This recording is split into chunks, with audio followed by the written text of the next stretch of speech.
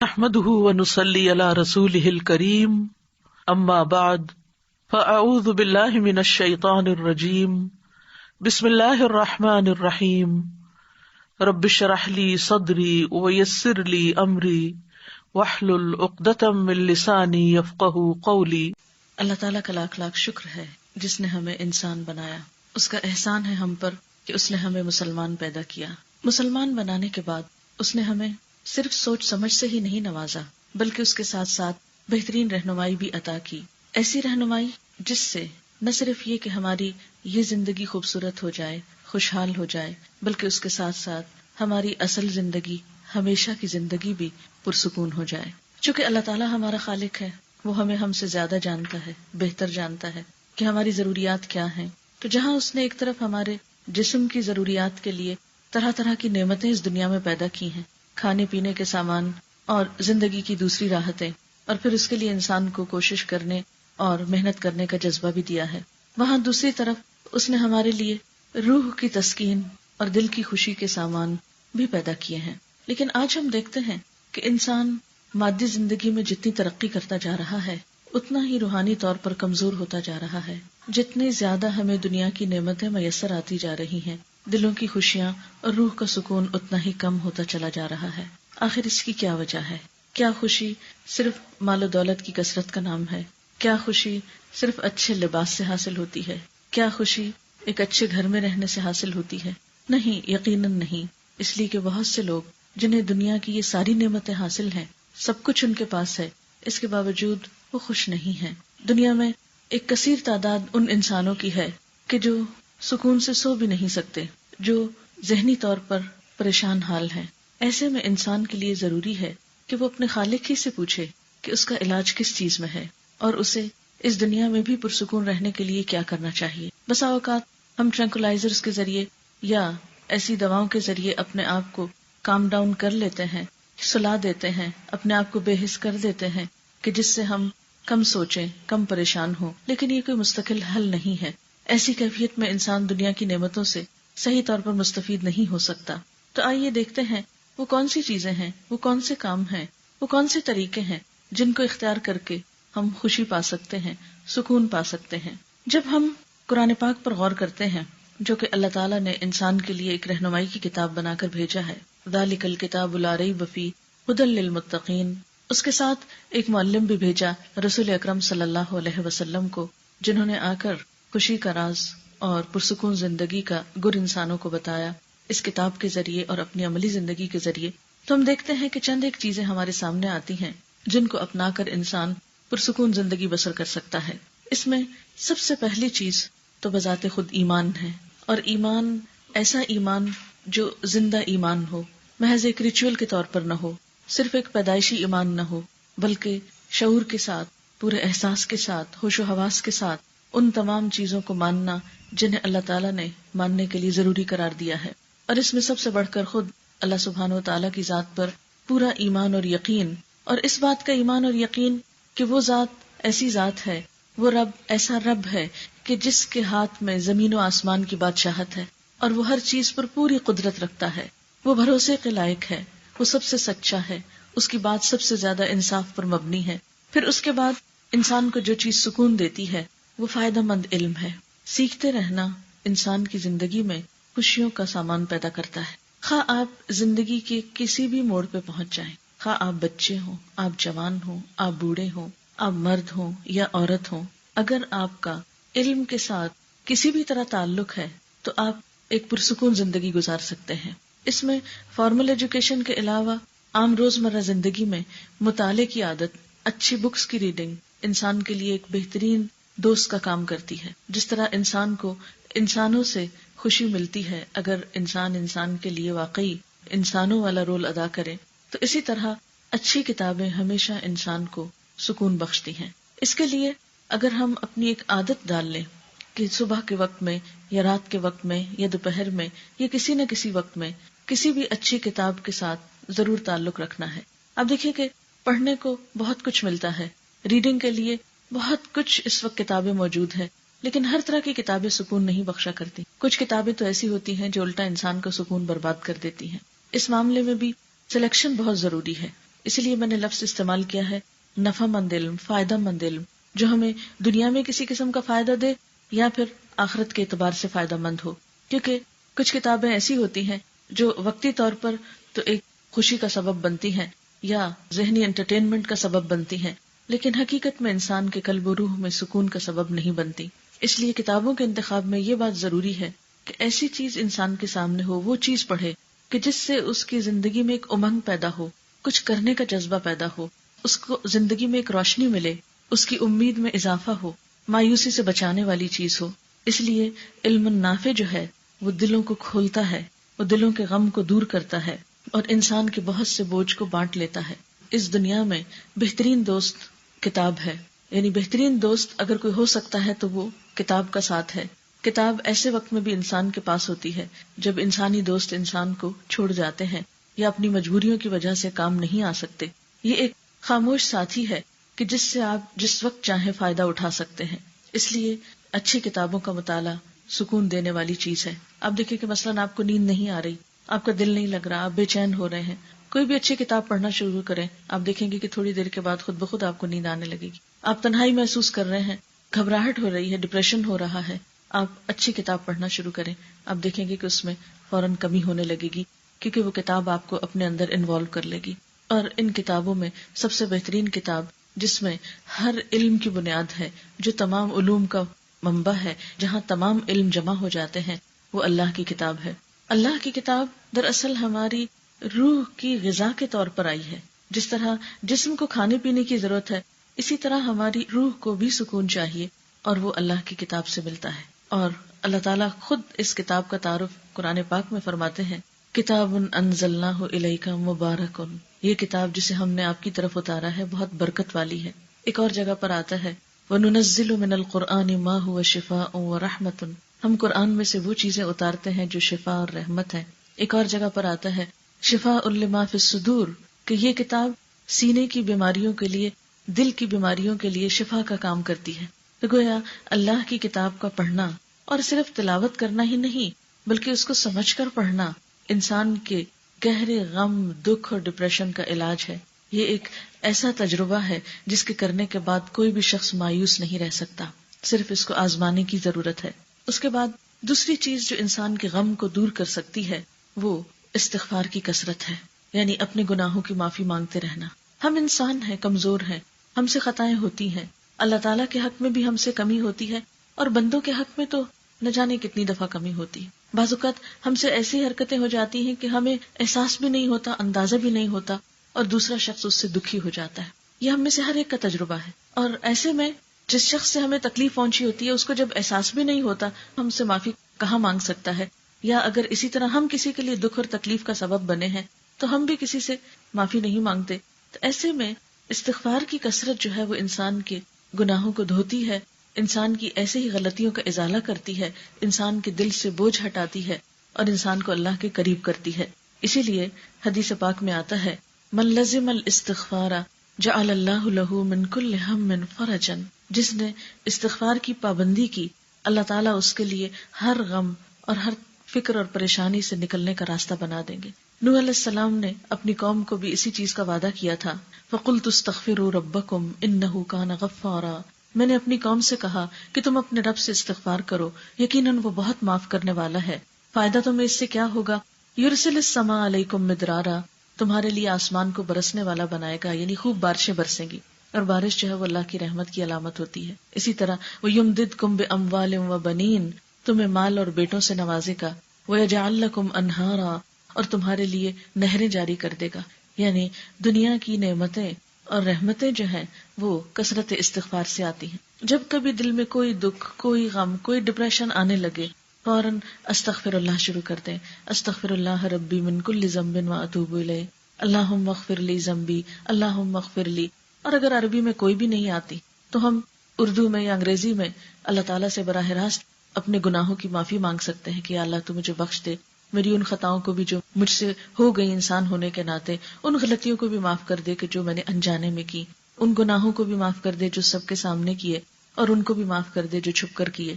تو استغفار ایک ایسا علاج ہے انسان کے لیے قرآن و سنت کی روشنی میں کہ جو انسان کے بہت سے دکھوں، محرومیوں اور غموں کا مداوع ہو سکتا ہے.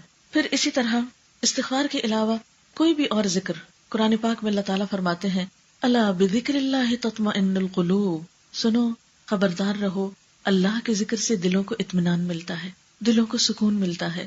بعض اوقات انسان جب بہت غم کی حالت میں ہوتا ہے تو ذکر کو بھی دل نہیں چاہتا.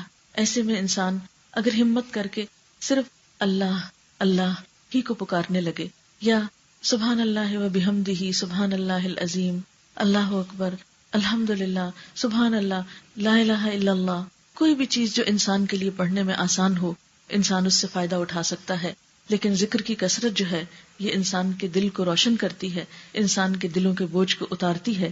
ایک اور چیز جو انسان کو فائدہ دیتی ہے وہ بندوں کے ساتھ احسان کرنا ہے، اور بغیر کسی فرق کے احسان کرنا.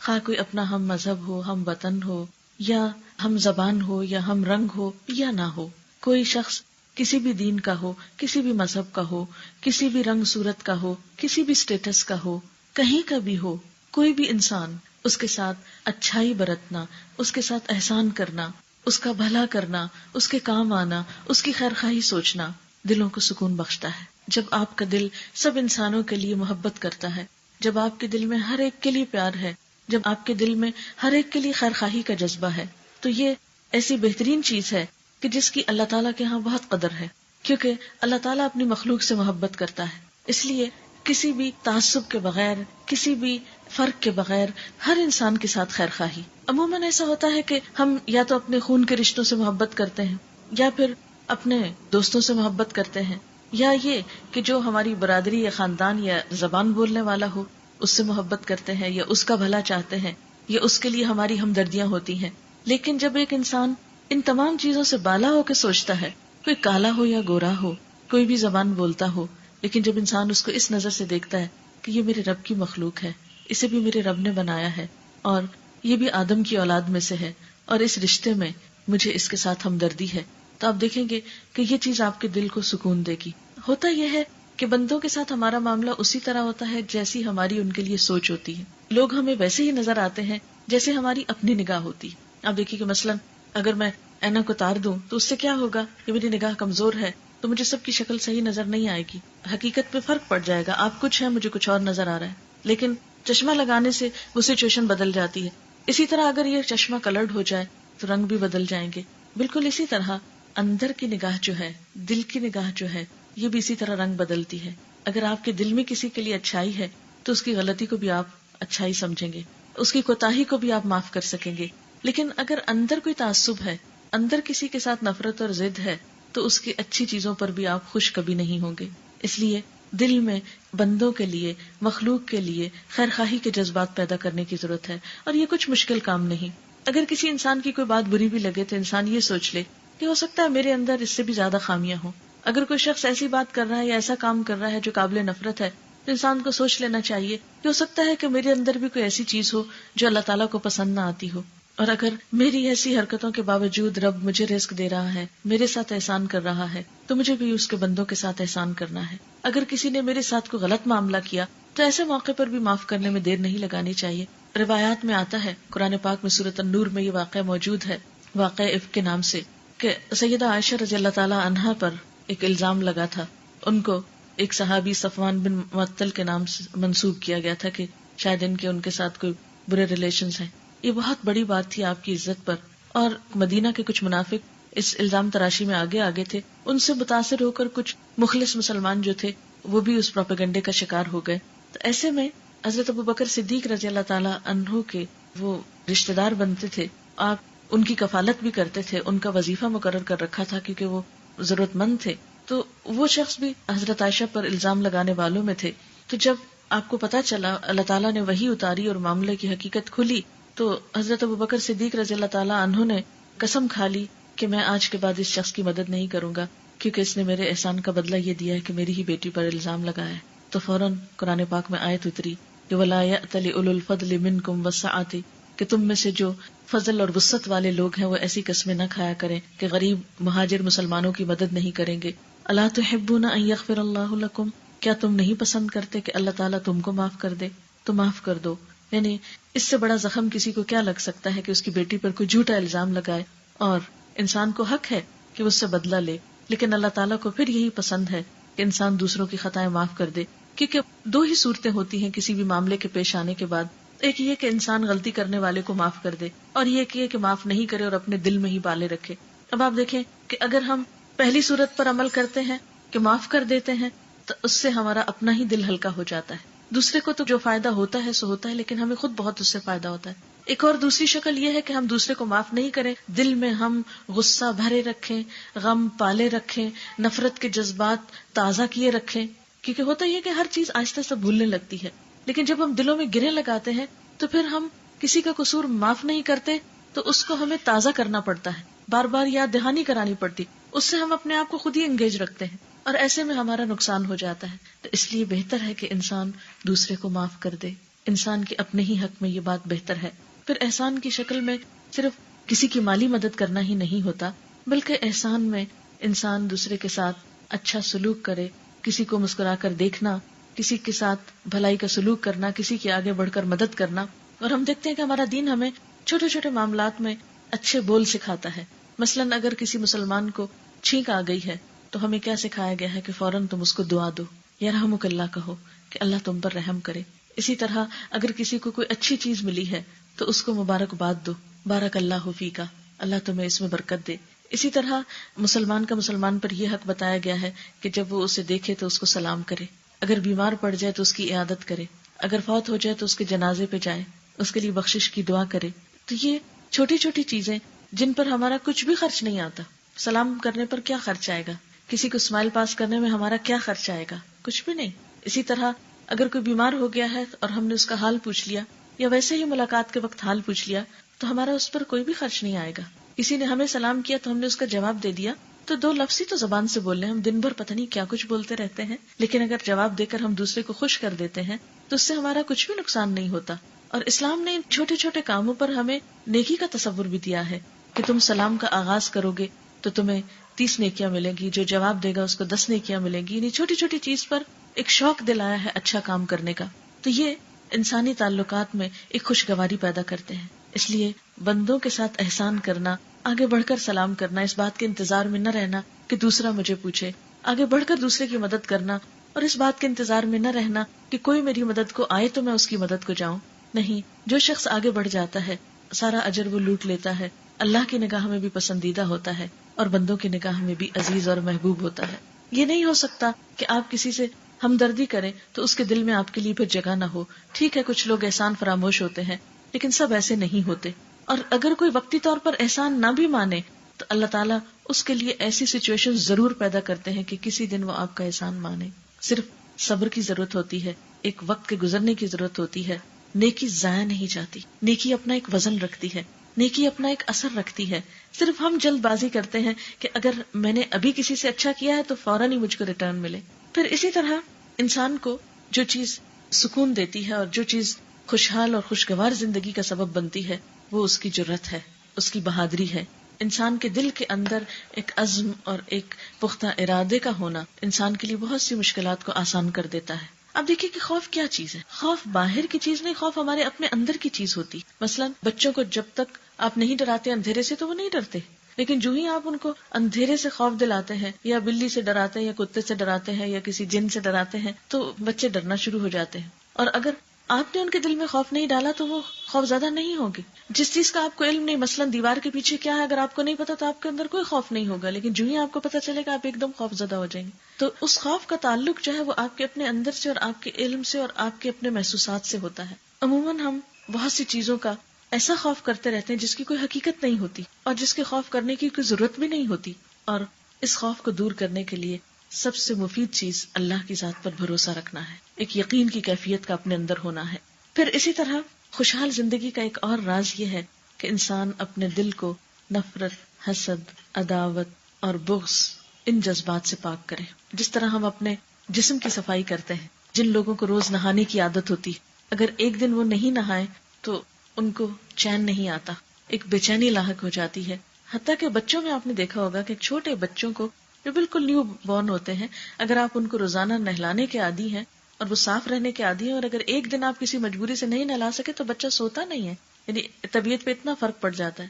تو جس طرح ہم اپنے جسم کو دھوتے ہیں، صاف کرتے ہیں، جس طرح ہم اپنا لباس صاف کرتے ہیں، جس طرح ہم اپنے گھروں کو صاف کرتے ہیں، اسی طرح ہمیں اپنی روح کی صفائی کی بھی ضرورت رہتی ہے، اپنے دل کی صفائی کی ضرورت رہتی ہے، اور روزانہ دلوں کو صاف کرنے کی ضرورت ہوتی ہے۔ اگر ہم ایک عادت بنا لیں کہ رات کو سوتے وقت صرف ایک جملہ دہرا لیا کریں کہ آج کے دن میں جس کسی نے مجھ پر کوئی زیادتی کی ہے میں نے اس کو معاف کر دیا، میں اپنے دل میں کسی کے لیے نفرت نہیں رکھوں گی، میں اپنے دل میں سیاہ داغ نہیں پڑنے دوں گی، تو آپ دیکھیں گے کہ آپ کے اپنے ہی ساتھ کیے ہوئے اس عہد اور وعدے سے خود آپ کو ریلیف ملے گا، ایک سکون اور ایک خوشی کی کیفیت آپ کے اندر آئے گی، کیونکہ اس چیز کی قدردانی کرنے والا بھی موجود ہے، آپ کے ان الفاظ کو سننے والا بھی موجود ہے۔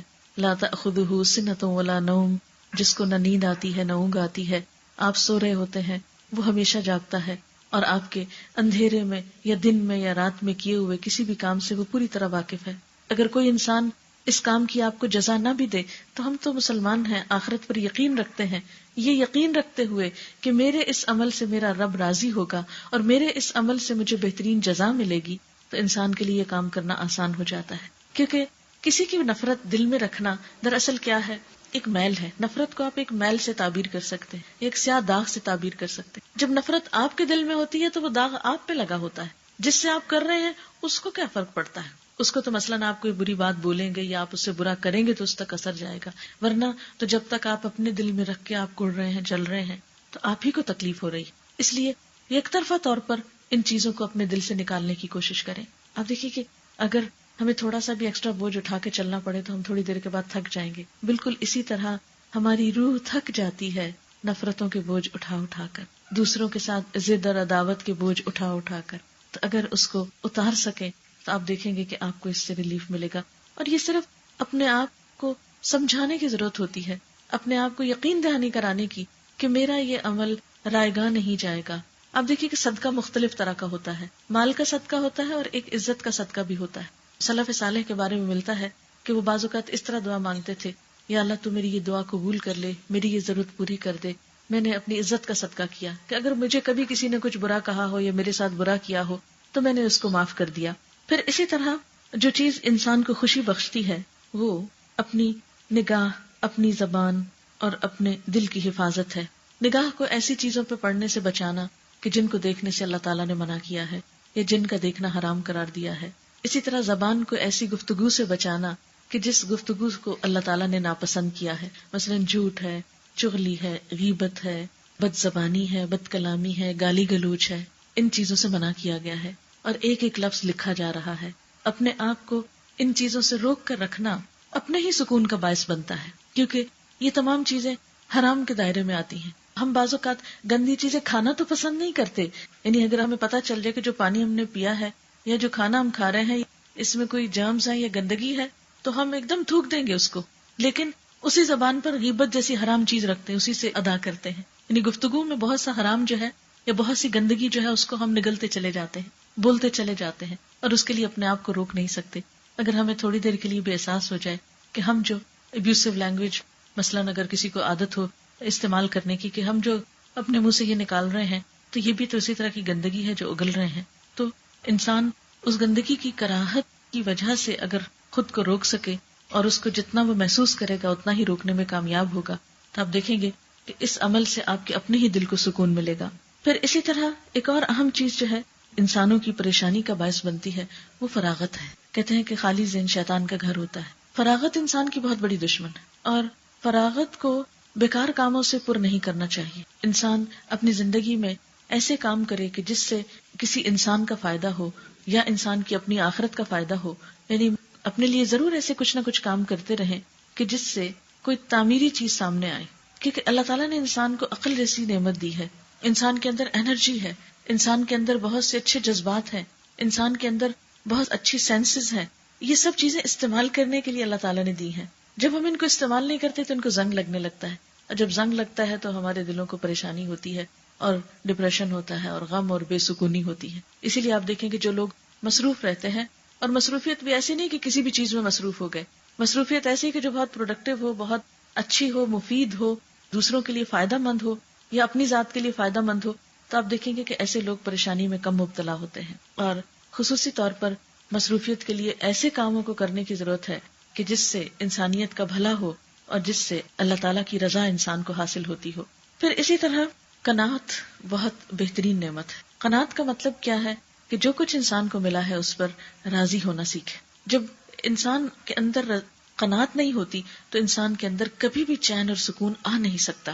قناعت کا نہ ہونا انسان کو ہر وقت بے چین رکھتا ہے. اگر کسی بھی انسان کی سوچ یہ ہے کہ فلاں کے پاس تو وہ چیز آ گئی، میرے پاس کیوں نہیں، فلاں کا ایسا گھر بن گیا تو میرا ابھی کیوں نہیں بنا، فلاں کے بچے اتنی ڈگری لے گئے تو میرے بچے ابھی تک کیوں پیچھے ہیں، فلاں کے بچے کی شادی ہو گئی ہے تو میرے بچے کی شادی ابھی تک کیوں نہیں ہوئی، وغیرہ وغیرہ. چھوٹی چھوٹی ایسی بہت سی چیزیں ہوتی ہیں کہ جن کے بارے میں ہم سوچ سوچ کے بے چین رہتے ہیں، پریشان ہوتے ہیں، لیکن حاصل تو کچھ نہیں ہوتا.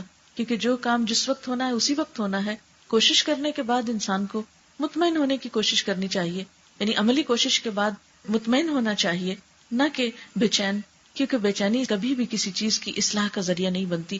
بے چینی مسائل کا حل نہیں ہے. بے چینی سے اور غم کھانے سے کبھی بھی کوئی مسئلہ حل نہیں ہو سکتا، بلکہ یہ بے چینی اور غم ہماری انرجی کو کھاتا ہے، ہماری صلاحیتوں کو نقصان دیتا ہے، اور جو ہماری انرجیز کمزور ہوتی ہیں انسان کچھ بھی اچھا کام کرنے کے قابل نہیں رہتا. پھر اسی طرح آج کی فکر کرنا، پچھلے کل اور اگلے کل کے لیے پریشان نہ ہونا، یہ زندگی گزارنے کا ایک خوبصورت طریقہ ہے. عموماً ہم دیکھیں اگر کہ ہمارے غم کیا ہے، یا تو ماضی کا کوئی واقعہ ہمارے ذہن میں منڈلا رہا ہوگا، بار بار ہمیں کوئی بات پچھلی یاد آ رہے گی، یہ ہو گیا، کیوں ہوا، کیسے ہوا، یہ نہیں ہونا چاہیے تھا، ایسا کیوں ہو گیا. بھئی اب ہو گیا، اب تو کچھ نہیں ہو سکتا، جو ہونا تھا ہو گیا، اب وہ واپس تو نہیں وقت لایا جا سکتا، اب اس چیز کو پلٹایا تو نہیں جا سکتا. ہاں یہ اس وقت سوچ سکتے ہیں کہ آئندہ ایسا نہ ہو، اس راستے کو بند کیا جائے جہاں سے یہ چیز ہو گئی. لیکن جو ہو چکا اس کا غم بالکل ایک بیکار چیز ہے. اس پہ سوچ بچار کرتے رہنا، اس پہ الجھتے رہنا، اس پہ پریشان ہونا انسان کو کچھ بھی فائدہ نہیں دیتا. اب دیکھیں کہ بعض اوقات ایک برتن ٹوٹ جاتا ہے تو ہم اس پہ ہی بے چین ہو اٹھتے ہیں، اب وہ تو ٹوٹ گیا، اب جڑ تو نہیں سکتا، ہو گیا جو ہونا تھا.